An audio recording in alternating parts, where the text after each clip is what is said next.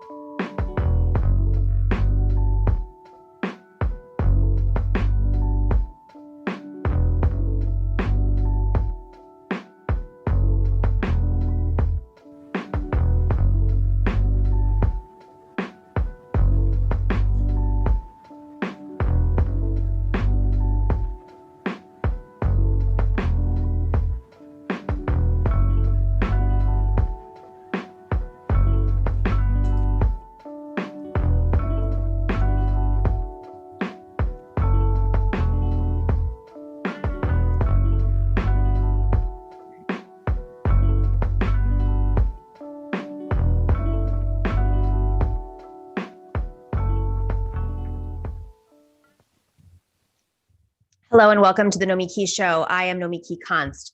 So the question right now on the anniversary of George Floyd's murder, the question that's in my mind is, can movements move policy in this era, in this political dynamic, with this political dynamic? That seems like a vital question on this day. Again, 1 year after George Floyd was brutally murdered and taken from his friends and his family and his life. George Floyd became the name in the face of the largest uprising in history in the United States. Black lives and allies rose in righteous anger, demanding an end to police violence, a movement bigger and stronger than ever before. Yet, what has actually changed? Well, definitely not enough, of course. Clearly, we have to keep up the pressure, or should we change tactics, or both? George Floyd's brother touched on this all this morning.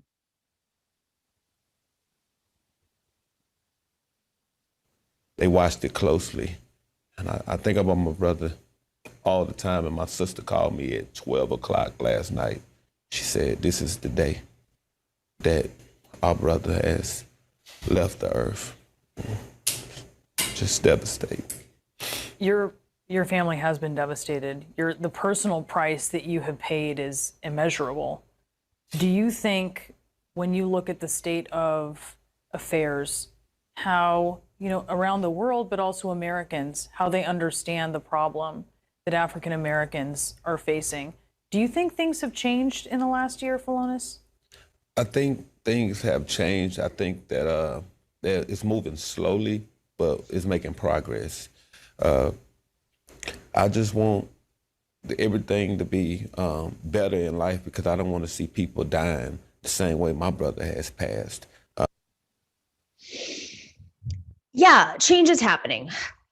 Most obviously, George Floyd's killer, Derek Chauvin, has been convicted, a police officer, not protected by his own police chief. That is change. It's a step in holding police to account, both as individuals and as part of a system of racist violence that has infected our country since slavery was brought here. But now what? People of color are being shot and killed by the police at twice the rate of white people, and that is just what is recorded. To stop that, we need sweeping change in the system of policing. We need divestment from policing. We need to reallocate that money into communities and actually dealing with the problems at the core. One sign that change is coming is what I just said, that we need sweeping change in the system of policing. It is now a mainstream thought in American politics. We have broken through culturally. The movement for Black lives has elevated the conversation to a way that even the most conservative people, whether it's citizens or lawmakers, cannot avoid it. Republicans are even embracing this thought of police reform, not just Democrats. And even the wave of law and order all this talk of law and order that has risen up out of the pandemic has been forced to acknowledge the movement for Black lives and the work that has been done on the ground. In New York, Eric Adams, who's a former police captain who actually got into the police to, quote, reform it after he was beaten up by a cop as a kid with his brother. He says that he will crack down on crime, but also use his experience to reform the police from the inside. Okay, that's rhetoric, except he isn't cutting the police budget anytime soon. He will not cut the police budget. And his solution is to put more police in the subways. That is not a solution, but he's acknowledged it. Maya Wiley says curbing crime and curbing police violence are not contradictions. We can and must do both. So the rhetoric is shifting, but the actions are not. So what is it going to take? President Biden has asked Congress to send him a police reform bill by today, the anniversary of George Floyd's murder. Well, that hasn't happened, but a bill is in the works, and supporters say it won't be much longer. Republicans as well as Democrats support the change. Republicans say they support the change. Will the new law be enough? Of course not. No one action will be enough to purge problems that have taken literally the history of this country to create. But action upon action in the courts, in local and state government, from Washington and continuously in the streets, as progressive DAs get elected, as attorneys general are getting elected, that does move the system, but is it fast enough? I want to believe that it's happening, not because I'm some sort of Pollyanna or because I want something hopeful to say on this tragic day. No, I want to believe that this movement is forcing change because we need to keep going. We can't stop. We can't rest our burdens because change has been too long coming. It's going to take time. Culturally, it has started to happen. The needle has shifted. And if we look across the country right now, it is not the Republicans holding up these actions, it's actually Democrats. Sure, federal legislation will make a difference, and it's a step in the right direction. But what I want to see is our allies on Capitol Hill calling out their Democratic lawmakers at the local level. I'm talking about the Democratic mayors in cities across America who are not cutting those police budgets, who are beholden to the police unions, who are scared of the police unions, and who are buying into this law and order politics that has emerged out of the pandemic. We have to do more. Communities are relying on more resources, especially since this economy is tanking. We have to reallocate our budgets to mental health, to community service, to social services, because that is what is going to get us out of whatever law and order crisis, crime crisis Republicans are trying to shove down our throats through the New York Post headlines and the Daily News headlines and the Daily Caller headlines. What is going to solve that is if we actually invest in communities and we believe in people and we care about the people. And if the Democrats who are elected across this country who are in the mayor's positions actually go beyond the rhetoric, that's not even a Band-Aid. That is not even a Band-Aid. Because every day there's another George Floyd.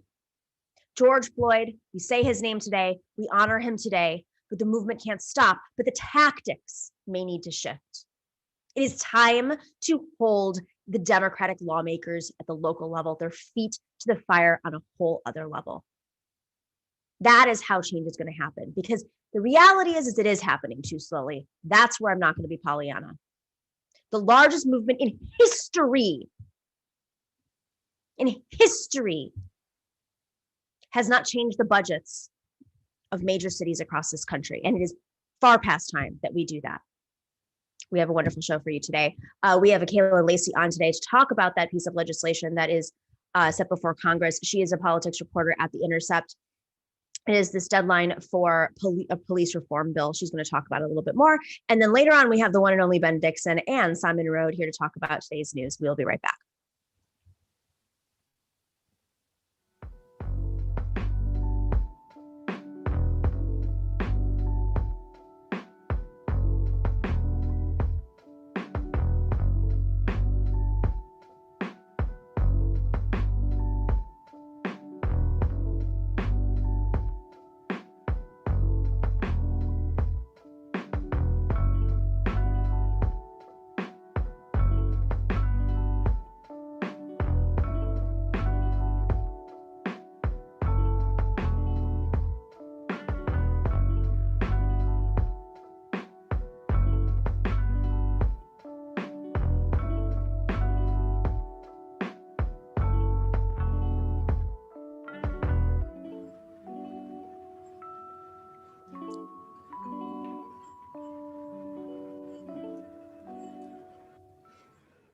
Welcome back to the Nomiki Show. As we said in the opening, today is the deadline for this is the bill that the police reform bill before Congress. This is a bill that President Biden has said a deadline is today. We are so thrilled to have the politics reporter for the Intercept, Akela Lacy, here. She has written a piece on this titled "Congress Misses Symbolic Deadline for Police Reform." Ooh, okay, Akela. Let's just start off with, what is this police reform bill? Does it on behalf of like the movement for Black Lives, does it go far enough? So there actually isn't a bill yet. Like legislators have been working off of the Justice and Policing Act, which passed the House in March. And you mentioned the Movement for Black Lives. They actually actively opposed the Justice and Policing Act at the time, and had put forth their own piece of legislation called the Breathe Act, which was never actually introduced in Congress. And has not picked up support beyond endorsements from Reps Rashida Tlaib and Ayanna Pressley. So the bill that they're talking about right now is going to be, it's expected to be some sort of amalgamation of the Justice and Policing Act and Senator Tim Scott's police reform bill that he introduced last year. And there are things on the chopping block. One of the most meaningful provisions in the Justice and Policing Act that passed in March was a provision that would end qualified immunity for police officers. That, people never expected that to really get anywhere in the Senate. But it was looking like they were moving towards some sort of a compromise that, again, organizers would not have been happy with this. But Tim Scott, suggested that he might have been open to, instead of ending qualified immunity for all police officers, allowing people to sue police departments instead of suing individual officers, which is still doesn't really address the core issue. Again, there are a lot of issues with other legal obstacles that come up when you talk about suing police departments. But that just to say that the most meaningful piece of this legislation has been, effectively cut out of it. And so what's left are hopefully ending transfer of military weapons to local police departments. There is a ban on chokeholds, a ban on no-knock warrants, some things that are already in place at the local level, and that we know that those laws have not stopped police from using those things to kill people. Again, this is a federal bill. So who does this apply to? So this would apply to federal officers, and some state and local officers would be impacted based on, if their departments comply with certain pieces of the bill, then they would be eligible for certain grants, that kind of thing. Okay, so let's talk about the dynamics with the Democratic Party, because this is Tim Scott, who's a Republican, for folks who may not know. Why is he taking the lead on this and not, I don't know, Cory Booker? So Cory Booker, so the people at the negotiating table are Tim Scott, Cory Booker, and Karen Bass. Cory Booker and Tim Scott, Vice had a piece out today saying that they're apparently joined at the hip, haven't left each other's side while they're negotiating these things. It's not lost on people that these are the two Black senators in the caucus right now, or in the chamber right now. Tim Scott, though, he sort of took on the face of the voice for police reform within the Republican Party, I think, unfortunately, in a lot of ways, because he is the only Black Republican senator. Not that he isn't passionate about the issues, but I think that that's a big part of it. At the end of the day, though, he's been pretty adamant that he is on the side of law enforcement in a lot of these negotiations, and that is part. So it's interesting because it's actually not Tim Scott who derailed this issue with qualified immunity. Like I said, he had been open to compromise on it until Majority Whip Jim Clyburn went on Sunday shows and made the comment that Democrats should be open to passing a bill that doesn't end qualified immunity, after which point Tim Scott told reporters that he was, quote, on the opposite side of the issue now. So we can thank Clyburn for that. Why did Clyburn do that? Well, it's really interesting because, at the time, and this is in the story that we wrote today, but staffers, that I spoke to at the time of Clyburn's comments before Tim Scott changed his mind were very much like, Clyburn isn't even in the negotiating room. He can say whatever he's going to say. It doesn't really matter what he says. There's a united front on this, especially among progressives who are negotiating this in the House. Obviously, there wasn't like Tim Scott can do whatever he wants to do. When he sees that opening, I think it makes political sense for him to take it. And so, yeah, I don't know why Jim Clyburn did that, but I think, he has been sort of very vocally against efforts at police reform all year and in the past. And so I think that's part of why staffers were kind of like, well, that's not surprising at all. He doesn't, he's not on the same page as the rest of negotiators are on this. So he took his platform. Jim Clyburn likes to insert his opinions at opportunistic moments to influence change. It seems like a trend here. It's funny. And I mean, it's also funny because obviously part of this is spin, staffers want to, put out the idea that they have control over the negotiations, but, they can't, if a lawmaker sees another lawmaker make this comment and, that it's all a game, like everyone is like trading, what they can get for what they want in the bill. So yeah. So is what we're left with. Who are those Rashida Tlaib you mentioned, but are there others that are pushing back against Clyburn, and like how are those dynamics playing out? Yeah, so they're actually Reps Ayanna Pressley and Cori Bush led a letter last week with 8 other members. I think it's Rashida Tlaib, Jamal Bowman, Mondaire Jones, Ilhan Omar, AOC, Jan Schakowsky, Pramila Jayapal, and I think I'm missing 1 or 2 folks, but they sent a letter to congressional leadership last Friday expressing deep concern with, reporting and news that discussions on qualified immunity were going south. And it was not lost on people who saw that letter that the number of people who signed the letter is the number of people that could tank this bill when and if it comes back to the House. This is an example where people are waiting to see if progressives will actually use the leverage. We've been talking about them, their newly found leverage that we've been talking about for so long. They almost use this, their numbers to tank the U.S. Capitol Police spending bill at the last second last week, which my colleague Ryan Grimm reported on. They ended up not doing that.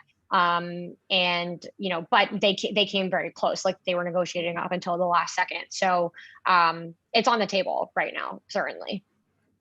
And then the alternative, there's you mentioned this bill that the Movement for Black Lives was pushing forward. Could that have a life if this bill gets tanked? I don't think so. I mean, it would need to be, it hasn't even been officially introduced in Congress. Mm-hmm. Like this is not like it would need, Ayanna Pressley and Rashida Tlaib have been, they've stood by it. There are groups that oppose JPA still support the Breathe Act. I'm not sure if there are efforts at the moment to get it reintroduced in Congress just because so much energy has been expended on JPA.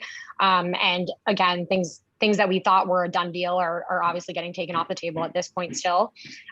So yeah, it's unlikely, but maybe in this session, unlikely, but obviously people are going to be working on this for a long time. So possibly later. So how much of this is, this is such an interesting dynamic because, the centrists will always, the establishment will always say, don't be the spoiler, don't let perfect be the enemy of good. And here is a perfect example of, okay, you have a really weak bill that could potentially pass, watered down even more so. And you have a perfect number of progressives who are saying, no. And if this bill is tanked, does that ruin potentially the chances? The narrative could be like, this could ruin the chances of something that is just decent enough until we get to a better place. It's sort of like the centrist neoliberal argument for everything. Is this like a good representation of just this constant narrative that's coming from the establishment about how progressives are holding out? You mean as far as like not like, the idea that they would blame progressives if this ends up going down the tubes? Yeah, yes. And I think the what I wanted to get across in the piece is that this is not something that even like legislators are acting like they are responding directly to calls from the movement that we saw explode last summer. What that movement is called, like, it's like that, like, yeah, like I think people are starting to see more and more through that, especially because there are a growing number of people in Congress like Cori Bush and Jamal Bowman and people like that who are, well, at least in Cori Bush's case, directly coming from that organizing space, and can say, it's not like we're just talking theoretically about people, legislators talking about, oh, this isn't actually what activists want. Like, we have people who can speak more and more directly to that truth. And so I don't think that, the average voter really buys sort of any sort of, like, people who are trying to blame it on progressives. I think they see that it's not really anything, it's not doing anything. It's also giving more money to police, which at the end of the day is something that everyone can, you don't have to have a degree in political science to think, to see that that's not what people are asking for. So when you say giving more money to police, how is that allocated? So I think there's like $750 million given to DOJ this is just to investigate incidents of police misconduct. So that's like a separate set of money. And then there were all these other millions of dollars of grants and special programs, like the COPS program, and like other programs for like implicit bias training. COPS is, community oriented policing services, which is something that there's money appropriated to every session in different spending bills for supporting police departments, basically. And they frame it as community oriented policing services to give it a sense that it's something that is done in concert with the community. It's actually not. It's just giving money to different groups or police departments based on whether or not they comply with what the bill is calling for. But some of the other grants are, given to departments if they do implicit bias trainings, or they comply with the body camera regulation or that kind of thing.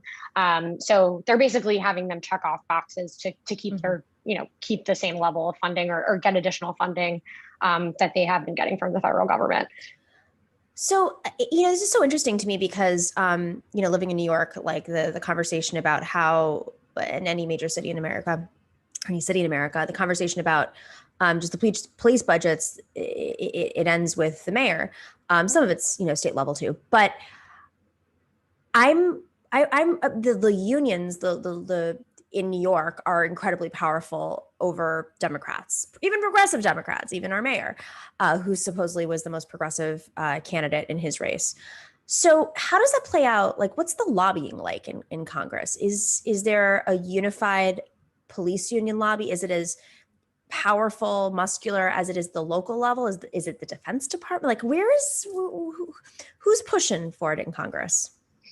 So this is an interesting question, and I don't have all the answers, but from what I do know, I think it's more of, like members who get a lot of police funding, like Josh Gottheimer or Bill Pascrell, or members who live in areas where they get a lot of support from the police union, or they're campaigning with the police union. Most of the initial pushback to the qualified immunity stuff came from those members, and Tom O'Halloran, who was a former police chief. And so people who have ties to the community and sort of are acting on behalf of these asks from them, but also are acting really on their own behalf. It's not really like there's a unified police lobby that's spending all this money to get Congress to do this. It's really coming from the members. And also, I think that's a function of just the overall control that law enforcement and sort of like law enforcement adjacent groups have over narratives around this stuff, because members are responding to narratives and responding to perceived fears from their voters around things that, end up not actually being true to what they're actually like legislating on. And so, for instance, like Bill Pascrell, we reported on this a while back, but he is, one of the top recipients of law enforcement money in Congress. During the infamous, call that House Democrats had after elections last year, was like, after everyone was blaming defund the police for almost losing their elections, he was like, I don't want to be made to walk the plank next on qualified immunity. And so it's all sort of a manufactured political fight. It's like they're not saying like, oh, my constituents really need this. They just know that they're going to get hit by the police unions if they are on the wrong side of the issue. Mm-hmm. And then what happens if the police unions hit them? Like, what are the ramifications? So one example, there was one Republican member of Congress who introduced a bill to end qualified immunity last summer, actually. And then after he went on Tucker Carlson, he got a bunch of feedback from police unions in his district and ended up pulling the bill. and then did exactly what you just said and blamed lack of progress on police reform on Democrats for holding things up. So it's really, the ramifications are, they pull their funding, they complain to the member, or they end up campaigning against you in some way, or, whether that's pulling your funding or endorsing your opponent or something like that. I mean, I don't have specific examples, but it's interesting because it's not the kind of like smear campaign that you would assume. It's all very subtle, sort of behind the scenes, but the power and the control is just so deep seated. And I think law enforcement has been used to being able to sort of, pull their weight depending on how much money they give to a member or to a cause. So, yeah. Well, how is Tim Scott able to even entertain ending qualified immunity? Well, so I think he wanted to, appear open to the conversation. Then they came up with something that looked like a compromise that the average person, if they hear, oh, well, Tim Scott doesn't want to end qualified immunity, he wants to let people sue police departments. Like, that sounds great if you don't know that people can already sue police departments, and there are so many barriers that it doesn't even make it's a moot point. So unless you actually look into that, and I think they're banking on that and banking on, like, some people, I think, trying to hit that sweet spot of voter who maybe in Tim Scott's district, I don't know, who doesn't agree with the Democratic line on police reform, but does agree that police have too much freedom, which, again, we reported on this, ending qualified immunity has long had bipartisan support from people like the Cato Institute to, wow. Even Clarence Thomas has supported the idea of limiting qualified immunity to a certain extent, because it's not a law, it's a doctrine, and right. It gives a certain level of, not being beholden to the law to only a very small subset of people, which, Republicans, Libertarians, and Democrats should all sort of be, on the same page about not being in agreement with that. So, yeah. I don't know if your reporting has looked into this, but where are we in terms of, like, I hate to use the word reform, but let's just start there because that's the starting point.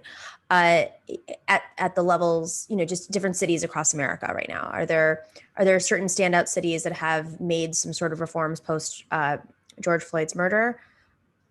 Yeah, so Los Angeles cut a significant portion of their police budget last summer. A number of other cities did that. I know Minneapolis, and I haven't been following this super closely, so I don't want to get this wrong, but I know Minneapolis had said that they were going to disband their police department completely. Right. And then I know some of my colleagues at other media outlets have been reporting on sort of the fallout from that. And I think they ended up not being able to do it. And yeah, but other places are sort of piloting these alternative crisis response units. Like, I think there was a proposal to put that into place in Chicago and to cut some of the police budget last summer. I don't know that it was successful, but that was introduced, which was, something that hadn't happened before. And I know Oregon has had a pilot program that a lot of cities are basing their models off of, that's been running successfully for a while. So we're seeing more and more stuff like that, but it's definitely, we saw a lot of flurry of activity at the city council level last year. And I know there's actually in Rochester right now, they're having a fight over the police union. Actually, they successfully got the disciplinary powers removed from this police accountability board that was approved a few years ago. And now the city council is working to reallocate funds away from the police department, fully fund this police accountability board, give it back its disciplinary powers, and reverse some of the stuff that the police union had done to fight reform there. Yeah. Oh, while the mayor of Rochester is in some serious hot water surrounding this in particular. Yes, exactly. Yeah. Yes. Yeah. On that note, sorry, just one more question. I don't know if you've heard this, and if you haven't, don't worry. It's just my brain.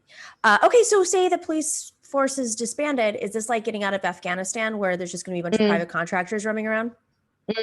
So I think the idea, at least where I've seen it, is that people are building in another publicly funded non-police response unit. So it wouldn't be a private company. Ideally, at least that's what people are talking about. there's been some letters and discussion around what this might look like at the federal level, and I know that has been the model there. But yeah, I mean, the flip side of this is that we have seen, even in places where there are police presence, like, there's nothing that stops people from forming militias and going out and doing their own thing. And so yes, that's not unusual. Yeah. Yeah. I'm not saying that I think that would happen if police don't, but people were doing that at protests this summer when there was a massive police presence. And so just you saying is it going to turn into a contractor thing? I mean, I think if people were to do that, it would not be for the reason that, it wouldn't be for the purpose of responding to a crisis, obviously. But yeah. Don't worry, Eric Adams will save us. Someone. Oh, I'm sorry, Andrew Yang. More police. That's the solution. That is the solution to this crisis. That's it. Okay. Yeah. I'm joking, guys. Don't clip that. Next thing I know, it's going to be like Jimmy Dore clipping that part and say, just be careful what you say now, because they take it out of context and it's going to be like in some sort of ad. Akela, thank you for doing all this reporting. Man, I woke up this morning and this is exactly on my mind. Is where are we? Why have largest movement in history in this country in terms of on the ground activism, and yet neoliberal is going to neoliberal. We'll see. Biden is giving a speech at some point today, or he might have already done that. So that's what we got today, at least. All right. Well, maybe he'll do something, or maybe Kamala will. Yeah. All right. Go check out. Go check out Akela Lacy's article at the Intercept. It is titled "Congress Misses Symbolic Deadline for Police Reform." Go check it out. Great work. Always a pleasure having you on. You're the best. Thanks, Nomiki. Thanks for having me. Bye. All right. We will be right back with our fabulous panel.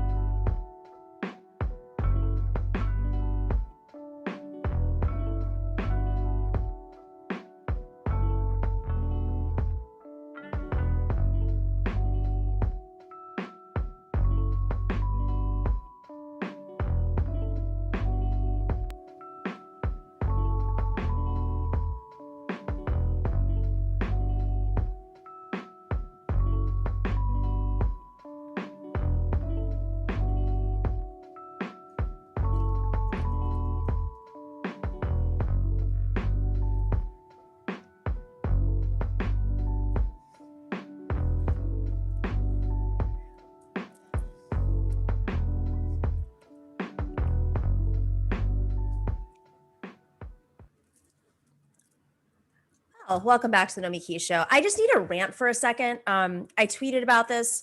I said on the Majority Report, I'm very passionate about this because this is my compromise position. You don't even want to know what my real position is. I've decided I'm running for president. Or, screw it. I'm running for governor of Texas. I don't know what I'm running for. I'm running for something. And it's because I'm so angry about this abortion ban, as so many others are in Texas, banning abortions after 6 weeks. Many women don't even know they're pregnant until around then, maybe even afterwards. You know, people have irregular periods. This is horrifying. It's basically a ban on abortion. They find these like constitutional wiggle rooms, but I'm all about like shifting the narrative a little bit. And I think that I'm going to lobby for legislation for forced vasectomies. That's what I'm going to do. And then I'm going to run for something on that. And I say that because vasectomies are reversible. And I tweeted about this. People are really supportive on Twitter, or some people don't think it's a joke. It's not a joke. I'm not joking. I have been dealing with hormones since I was 16 years old, being injected in me. And then some people say, well, you know, the chances of women are saying this, chances of you getting pregnant if it's reversed are much lower. Guess what? Too bad. Too bad. I'm done. Ben retweeted this. This is my rant right now. You know what? That's my compromise, because you know what my real option, I've said this before on air. Those of you who have dogs, you know, when you get them as puppies, they have your boy dog, they hump everything in sight. They're destructive. They wreck things. That is men. I'm just done. I'm not joking. Welcome to the show. We have the one and only Ben Dixon. He is the host of the Benjamin Dixon Show, which you can go check out on YouTube and where are all the places. You also have a book called God Is Not a Republican. Well, yeah, it's a much older book. I wrote it back in 2012. It came out, and I'm working on a new book that'll be coming out probably by the end of this year. Yeah. Ooh, what's the theme? Can you give us a little teaser? Yes, it is called "The Future Is Progressive." It is progressive. Yeah.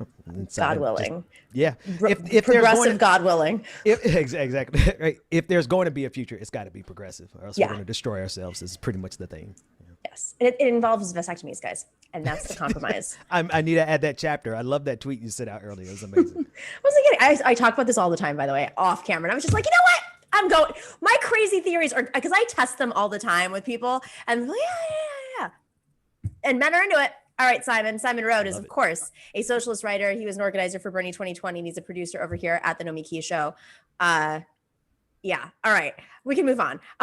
Sort of. Speaking of Greg Abbott, man, they're just like, as the world gets more progressive, they get more Trumpian. Republican Governor Greg Abbott of Texas was on Fox News saying that he is going to sign a law that will ensure that cities in the state of Texas will not be able to defund the police. Let's play that clip.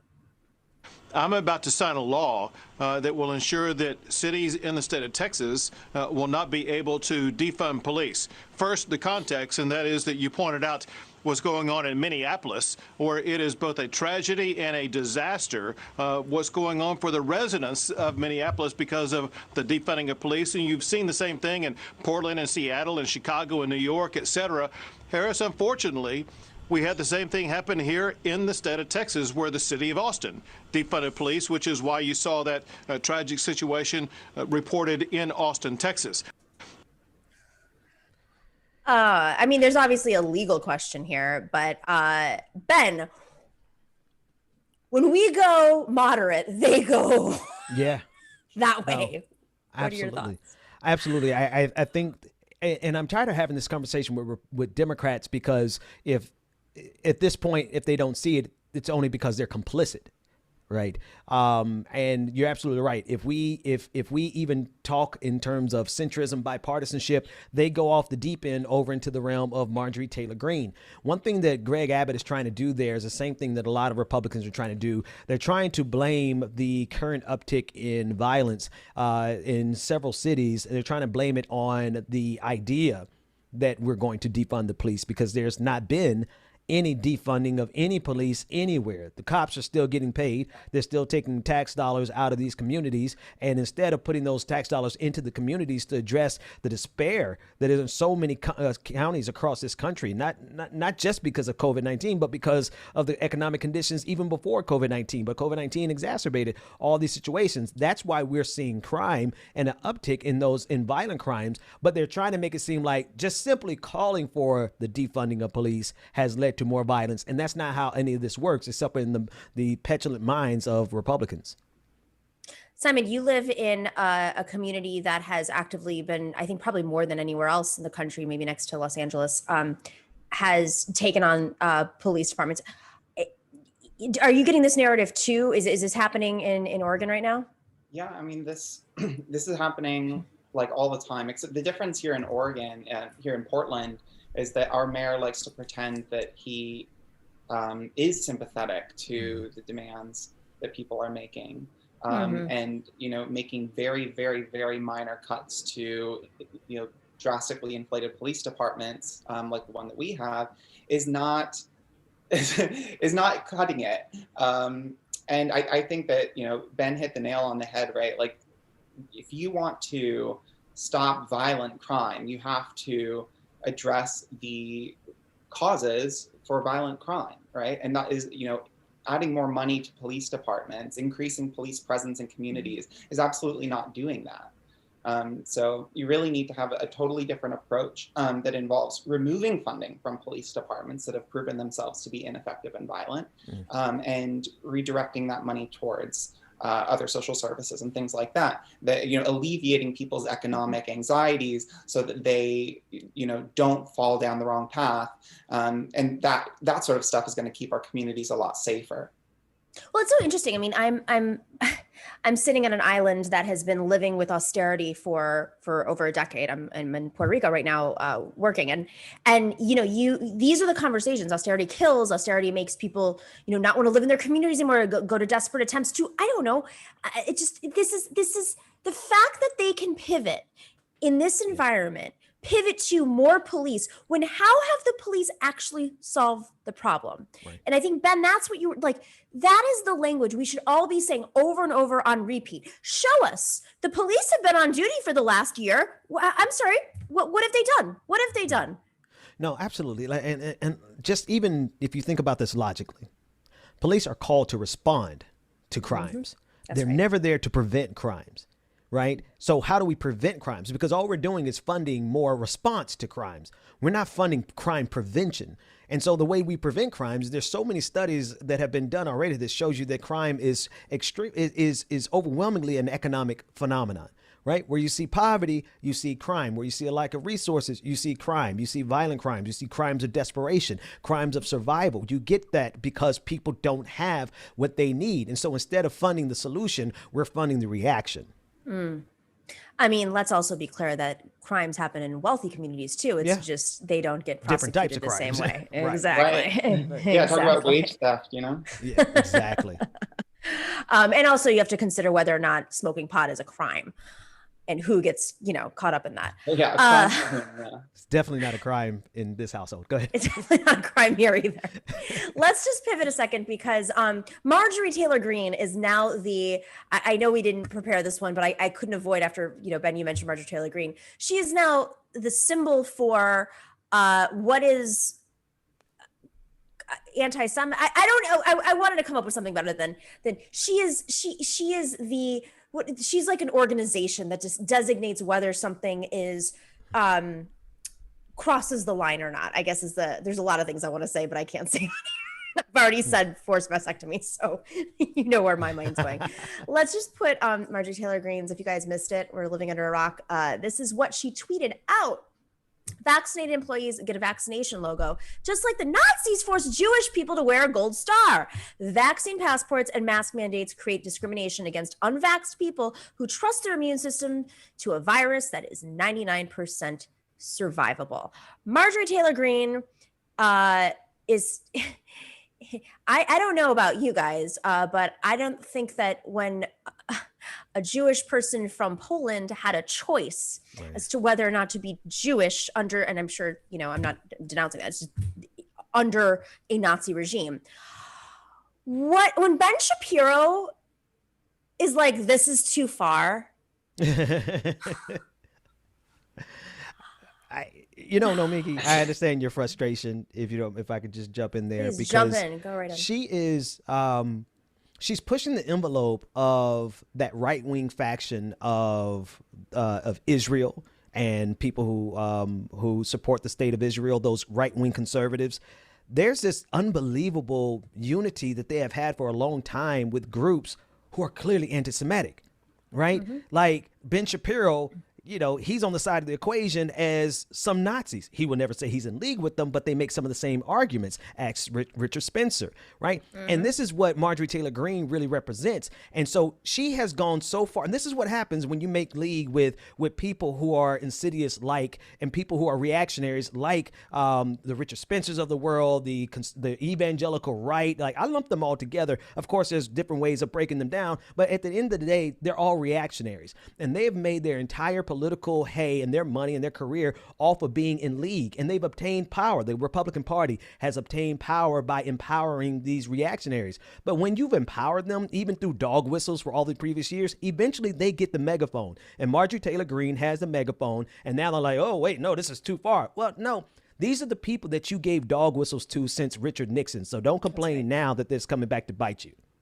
That's right. And it's interesting because if we can, I don't know, Dorsey, if you have that rebuke by the GOP House leadership to Marjorie Taylor Greene, because the question I have around this is, there's an effort to, here we go, this is the rebuke. House Leader Kevin McCarthy released the following statement, quote, "Marjorie is wrong, and her intentional decision to compare the horrors of the Holocaust with wearing masks is appalling. The Holocaust is the greatest atrocity committed in history. The fact that this needs to be stated today is deeply troubling at a time when the Jewish people face increased violence and threats. Anti-Semitism was on the rise in the Democratic Party and is completely ignored by Speaker Pelosi. Americans must stand together to defeat anti-Semitism and any attempt to diminish the history of the Holocaust." Let's be clear. Let me be clear. The House Republican Conference condemns this language, end quote. So there's some interesting dynamics here, because you have the COVID denying faction of the Republican Party. That's the Trumpian Republican Party. And then you have the Republican Party that's trying to keep their pro-Israel coalition together. But I actually think this plays into our hands. I might be wrong, and I'm curious what you think, Simon. Mm-hmm. Because it forces, the more the Republicans become the Zionist party, the more we have an opportunity to really hold Joe Biden's feet to the fire when it comes to Netanyahu. And I think that's why he's able to be a little bit more flexible now, even behind the scenes, which gets us. Simon, what do you think of this? Because I have another clip I want to play. Well, when I hear you reading that Marjorie Taylor Greene statement, I just think it's like if there are enough people who are all thinking that not wearing a mask means you're like an oppressed person, it sort of indicates that you really have not experienced any kind of oppression ever in your life. Right. It's totally bonkers. And but yeah, I mean, whether or not this, the Republicans leaning into the pro-Israel stuff allows Joe Biden to maybe lean the other way. I don't know. I haven't seen that yet. He has. He's called him out. I mean, this is stuff that I'm not saying he's gone far enough, Joe Biden. Let's be very clear. But what he has said out loud and behind the scenes is further than any modern Democrat since Jimmy Carter has been able to do. Joe Biden? Yes, absolutely. And his staff. 200 of his staff members have petitioned Joe Biden on this. I mean, this is his, again, not far enough, right? But completely unimaginable 2 years ago, right? Like I want to see the United States stop giving billions of dollars to Israel, right? I want to see Joe Biden come out and say that what Israel is an apartheid state. Right? I want him to come out a lot stronger. And you're right. Like give him credit where credit's due, but I just don't see a ton to give him credit for. I'm not giving him credit. I'm just saying that the dynamics have shifted so much now that he is not he's scared of his own staff. He's certainly not able to take the standard talking points and the standard route that we saw at the very beginning, like ABC News, all the mainstream media, they immediately pivoted to Hamas, Hamas, Hamas, and they completely erased what was happening with the Palestinian children, right? And this, Ned Price couldn't even acknowledge that it was wrong. He couldn't even condemn the murder of Palestinian children. And so it's like it has been different in the sense that he isn't able to just get away with the standard talking points of Israel has a right to defend itself because Hamas is the only bad actor in this conversation. That I would say that would be a difference that I see for sure. Well, this is another example of how I think that Israel is worried that this is just becoming a Republican. The Republicans are their only allies. You have Netanyahu, who is making a statement, basically kissing Joe Biden's ass. I love it.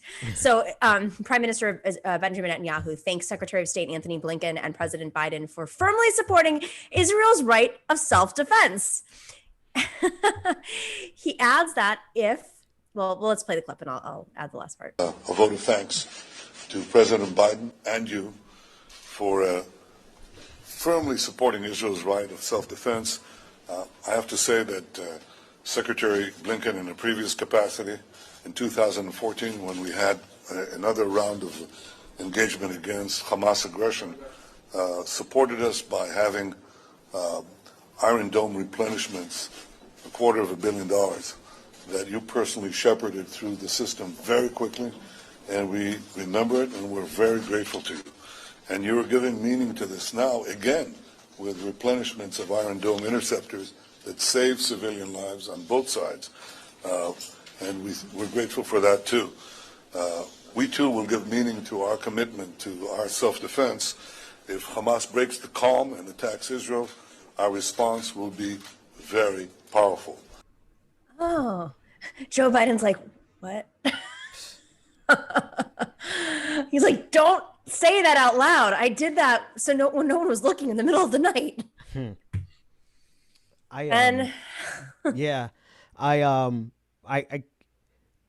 We've made progress, but not enough, clearly, right? Clear. Definitely not enough to turn this around. When I hear him say we're going to respond very strongly against Hamas, what I hear is we're going to respond very strongly against women and children, yes, and Palestinian women and children, because that's who was getting killed. Yep. And so to me, no matter how much progress we've made, the reality of it is that Benjamin Netanyahu and that far right wing faction of Israel, they're more than happy to drop bombs to get political points. Because honestly, let's think about this in context. Benjamin Netanyahu now has a stronger standing in his political standing there in Israel. When he was on the ropes, he couldn't even form a coalition. And he's also facing an indictment for corruption. And so now he's able to wag the dog, and he doesn't care how many people he has to kill to maintain the power he wants. And so long as he can satisfy and satiate that far right wing faction of his government. Yeah, he's campaigning essentially on carpet bombing, and thank you, United States and supposed arbiters of democracy and humanitarian rights, Joe Biden, for giving them the tools to do so. Thank you, taxpayers. Simon, I mean, this is such an egregious tactic in my mind, but do you think that Netanyahu survives this, given the dynamics locally? I don't. Whether Netanyahu survives this, like I'm not super familiar enough with the political situation within Israel and his popularity there. But yeah, just from watching that video clip, my thoughts are that if Netanyahu is seeing Joe Biden as an ally, then that's going back to what we were talking about before. Clearly, Joe Biden hasn't gone far enough. And then when Netanyahu says, that he's going to come down hard against any Palestinians, or that if Hamas breaks the calm, which is an awful implication that what Palestinians have been experiencing is calm. It's really atrocious. And who decides what calm is? Yeah. Netanyahu. I mean, it's such. It just shows you the paternalistic. It's not even paternalistic. It's occupied. It's an apartheid, as we've stated. It's not even paternalistic. their land has been taken. They have nowhere to go. I can't believe how many shows we've had to discuss this, and yet we're still watching this play out with the Democrats. All right, let's do one more. What else do we have here? Nicole, this is my favorite one because this is the future of America. As Chris Christie has decided that he is not precluding himself from running for president in 2024. Just when you thought it couldn't get spicier, we now have Chris Christie thinking of running again. I certainly would not preclude myself from doing so. But what I also know is that 2 years is a lifetime in politics, a lifetime. So anytime you make a decision that prematurely, chances are you may not make the right one. So I'm going to continue to do what I do every day, work hard for my family, work hard for my community, speak out on issues like this that I really feel very strongly about. And then we'll make a decision after the midterms in 2022 about whether or not we want to re-enter politics. But certainly wouldn't preclude Chris, and no one else will make that decision for me except for me and my wife. He has a lot of money to make off the backs of honest Puerto Ricans in the meantime, as one of the consultants who's really taking advantage of the Puerto Rican people. Also, just want to throw that out there. You got to make a lot of money before you decide to start that committee. Ben, are you ready for Christie's comeback? He doesn't stand a chance. He might as well just shut up and shut it down now and just keep making his money in the private sector. And I should say quote unquote private sector because it's a direct result of his political participation. But that said, this is the party of Marjorie Taylor Greene. Mm-hmm. This is the party of Donald Trump. This is the party of Tom Cotton. This is the party of the furthest reactionary side, because the Republicans' conservatism almost by definition is reactionary. But I digress. The point is that he doesn't as tough as he thinks he is, he likes to think he is, the way Donald Trump embarrassed him the last time around, and the way the Republican Party has shifted to this full-blown barbarian style politics in terms of what they look for, they would much rather someone who is ridiculously uncouth like Marjorie Taylor Greene than someone who remotely reminds them of what Republicans used to be. And I'm not saying this as if Chris Christie is even a good actor, a good faith actor. I'm just saying he is much closer to the old Republican Party than what the Republican Party has become. It's interesting because I haven't even thought of Marjorie Taylor Greene running for president, but she has real strong Marine Le Pen vibes, and she's not going to go away anytime soon. Marine Le Pen of France, the perennial right-wing Nazi candidate whose father was also Simon. Chris Christie. Does he have some sort of secret that we don't know? Yeah, secret path. I think we'll see a lot of people, especially Republicans, being very sort of coy about whether or not they're going to run in 2024, as really mostly an attempt to stay in the headlines, I think. I'm very curious about who is going to run on the Democratic ticket to challenge either Joe Biden or Kamala Harris in 2024. If it's Kamala, I think a lot of people, I don't know. Maybe nobody. I will tell you one thing. I'm running as an independent presidential candidate on the vasectomies for all, except for, I don't know, someone tweeted that if you're gay, do you get a vasectomy? I'm like, that's one I haven't thought about. Because do we need to have vasectomy cards? Yeah. I fully support the vasectomy. I think any reasonable and rational young man, if we can get that on the house, please. Sounds like a dream, right? It doesn't hurt when you get it done, I've been told. Well, I've been told otherwise. I haven't tested that theory yet, but I'm just saying, it really is the solution, but it's never been about stopping abortions. It's always been about, I'm sure you said it, but controlling women's bodies. And it's just, please run for office, because I would definitely support your campaign. Thank you. I'm going to run for president in 2024 on an independent party line called racist, sexist boy line. My theme song is going to be, it's going to be the Lindas. Your theme, everybody, when you come on stage should be like snip, snip, snip, snip, should be. That's the alternative. Sorry, guys. Oh man. Simon Narode, Ben, Dixon, the best. Final thoughts, anything you want to add to this equation? Just throw it out there. I want to say thanks for having me on, and Ben, it's really nice to be on a panel with you. Same here, Simon. Thanks for having us, Nomiki. Love you guys. Take care. All right, we got some shout outs here. Ooh, Mr. Potato, Bacon, Egg, and Cheese. That sounds delicious minus the bacon. You've got my vote, Nomiki. Awesome. Harvey K. Oh, Harvey K. The Biden administration is failing and will soon be flailing. It is tragic. Oof. Strong words from Professor Harvey K. Can't wait to have him on the show. We'll discuss this more. Luke King says, pressure those seeking incumbency in your city council and other local elections to dissolve or refuse future police union contracts if they want your vote. I will add one more to that. Ready? Pressure your progressive organizations who are backing them, because they hold the power with a lot of these lawmakers. They help them run their campaigns. They sometimes help them raise money for their campaigns. They help them with political dynamics and endorsements. But those organizations rely on us. They rely on our phone calls, they rely on our money, and they will feel the heat. So it's, you got to go after the whole power map, like look at the power map and see how one person is controlled by, it's influenced by others. On that note, actually, really cool, says we can't have Justice Dems voting present on defunding DC cops either. There you go. All right, who else do we have in here? Shout out. Oh, wait, here we go. Class time. Kenzo, what's up, Kenzo? Netanyahu hated Obama but loves Biden. Yep. Both men have the same doctrine on Israel. Wonder what the difference was. Great question. Kenzo, if you can go back and watch this, but I went on oh my God, what's it called? Oh my God, not the Meet the Press. I keep on saying Meet the Press, Meet the Left. Oh my God, why is it so hard for me to remember that every single time? That's branding.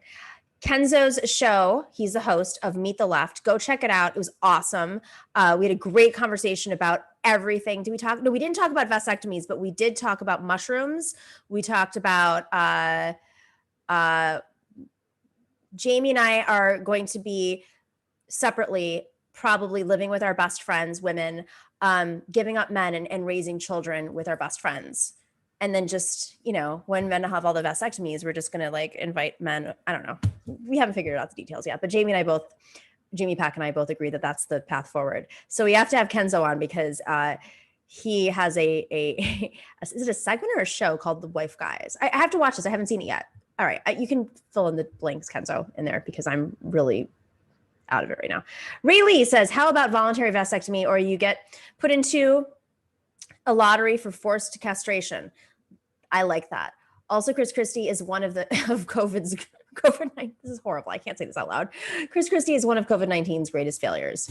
Class time. No, class time is a different one. I know class time. Class time is, but that's where they have the wife guys on. I'm not sure. The Difficult Truth says, I just want to say that the Nomiki Twitch chat is chill and appreciate y'all. Definitely appreciate everybody. We appreciate everybody on Twitch. We appreciate everybody on YouTube. We very much appreciate our moderators and everybody who's working those algorithms. And just want to remind you all, everybody make sure to click subscribe and like and share. Go to our social media. And on Mondays, as you know, if you missed the show yesterday, it was a good one. I watched it. I had a glass of wine or two. I had a cheese plate. I had some manchego and some, what else did I, because I've been told that you guys like when I talk about my food and drinking habits. So I'm going to tell you, I guess. I had a Malbec because it's nice and smooth. And I watched the committee program because it's 3 hours long and it's amazing. And I like to watch things, not necessarily podcast them. So go check out the committee program. It is so well produced. It's just visually stunning. These are like professionals. They're really, it's an art. And I think that what Arun and his team at the committee, including Julia, are doing is reinventing how progressive programming exists on YouTube and other spaces like Twitch. So if you haven't watched it yet, you really haven't seen anything like it before. And not only is it visually stunning, but they do the work on the ground. And so they're offering a perspective that is, I think, unique in that for the most part, everybody on the show has real on the ground experience, as well as experience in an academic sense. You'll have a lot of people who can back up their theories with action as well. Kyle Arasado says, I think you should have a progressive activist toolkit session thing. That is not a bad idea. I'll think about that. Not that I'll think about it, meaning like when I have a little bit more time, I will try to put something together. But on that note, the committee program does have sort of like a campaign toolkit, answering your campaign questions. So go check it out. All right, everybody. We will see you mañana. Same time, same place, 3 p.m. Eastern, live on YouTube and Twitch. And then for everybody at Patreon, we love you. If you haven't already signed up to be a patron, go to patreon.com/The Nomiki Show. It is mucho appreciated. It is how we make this thing work. And tomorrow I will be in a different location. I apologize for the hotel room look. I don't think I've ever done this before, but I guess it's the norm now in post-pandemic world. Thank you to producer Dorsey and producer Brad, who's been sitting in on the show today. What a day to sit in for the first time, Brad, huh? The day that I'm in a hotel room. All right. Take care, everybody, and stay in solidarity. The Nomiki Show. Nomiki Show. Yeah, We clash momentarily for class solidarity. Cash circulating, give the masses back its currency. Greed from elites, oligarchs stay fed. Deep state, fake fed, everybody break bread. Racism, homophobia, sexism, religion in this melting pot we live in. Time to build a new system, unionize labor rights. Highlight the issue, talking heads left is best. The saga continues. The Nomiki Show. The Nomiki Show. The Nomiki Show. The Nomiki Show.